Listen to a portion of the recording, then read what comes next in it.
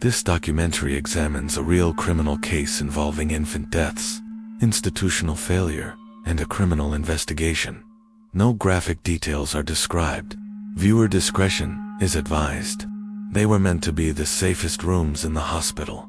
Quiet, sterile, built to protect life at its most fragile stage. But over several years, something was going wrong. Babies were collapsing without explanation.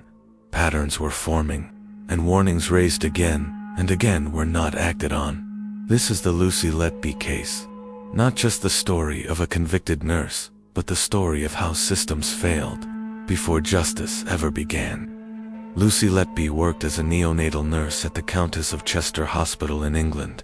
She was seen as quiet, competent, reliable. The neonatal unit cared for premature and vulnerable newborns babies, whose survival depended on constant monitoring, teamwork, and rapid response. For years, the unit functioned without public concern. Families trusted it. Staff relied on protocols. Nothing about the environment suggested danger. But beneath this surface of normalcy, a chilling pattern was about to emerge. Between 2015 and 2016, a troubling series of events began to unfold.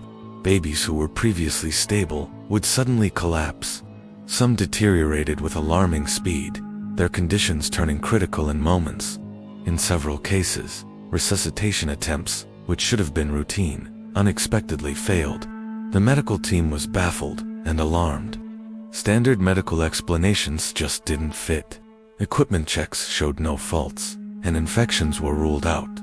As the tragedies mounted, doctors and nurses searched desperately for a common denominator, and one detail began to surface with disturbing frequency. Lucy Letby was often on shift when these unexplained collapses occurred. It was a correlation that was becoming impossible to ignore. Senior doctors, horrified by the rising number of deaths and near misses, began raising concerns internally. They documented their suspicions and formally requested independent reviews. They pleaded for external oversight, questioning whether these deaths were preventable and if something more sinister was at play. But the management's response was alarmingly slow. Instead of escalating the concerns to the police, hospital leadership initially seemed more focused on protecting the institution's reputation, addressing potential staffing issues, and finding internal, non-criminal explanations. As a temporary measure, Letby was moved to non-clinical duties, away from patient contact. Almost immediately, the unexplained collapses stopped. This stark change should have been the final, undeniable red flag. Yet, even then, a criminal investigation was not initiated. The system, designed to protect patients, hesitated, and in that hesitation, a crucial window for intervention was lost. It would take years and persistent, unwavering pressure from the hospital's own doctors before the case was finally handed over to law enforcement. By the time police became involved, the trail had grown cold. Evidence had aged.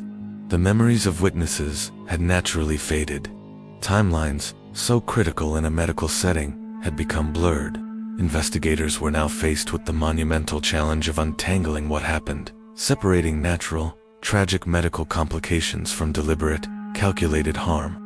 This significant delay in reporting the concerns to the authorities became one of the most controversial and heartbreaking aspects of the entire case. It raised a painful question. What could have been prevented if action had been taken sooner? When police finally launched their investigation, it was a massive and complex undertaking. They meticulously examined thousands of medical records, cross-referencing them with staff shift patterns and digital communications. They discovered a wealth of evidence, including handwritten notes, revealing internet search histories, and text messages exchanged between Letby and her colleagues. The prosecution argued that when pieced together, these fragments formed a clear and damning pattern of intent and malicious action. The defense, however, countered that the case against Letby was built almost entirely on circumstantial evidence and statistical correlation. They argued that the prosecution was misinterpreting events within a high-pressure, complex medical environment where babies are inherently fragile and outcomes can be unpredictable. The trial became one of the most closely watched and longest in British legal history. as the jury was asked to navigate the intricate details of neonatal care and decide where tragedy ended and crime began. After a lengthy trial, Lucy Letby was convicted of multiple counts related to the deaths and attempted harm of infants under her care. For the families who had waited years for answers, the verdict brought a sense of justice and relief. But it also ignited a firestorm of public debate and scrutiny, shifting the focus from the individual to the institution. The conversation turned to the profound systemic failures that allowed this to happen. Could earlier intervention have prevented further loss of life? Why were the initial urgent warnings from experienced doctors not escalated immediately? And what is the proper way for institutions to respond when internal alarms are raised about one of their own? This case exposed deep-seated vulnerabilities that extend far beyond a single individual's actions.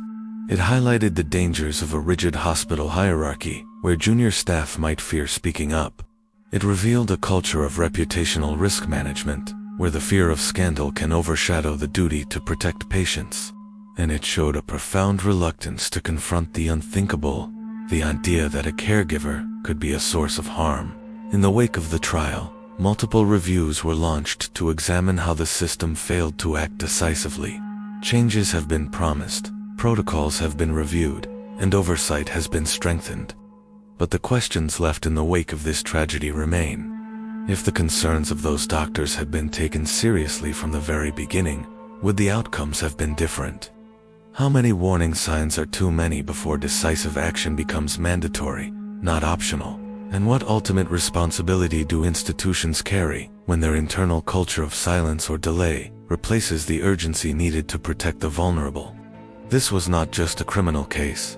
It was a test of accountability, a test that, by many measures, the system profoundly failed, leaving behind a legacy of grief and a demand for change that can never be silenced.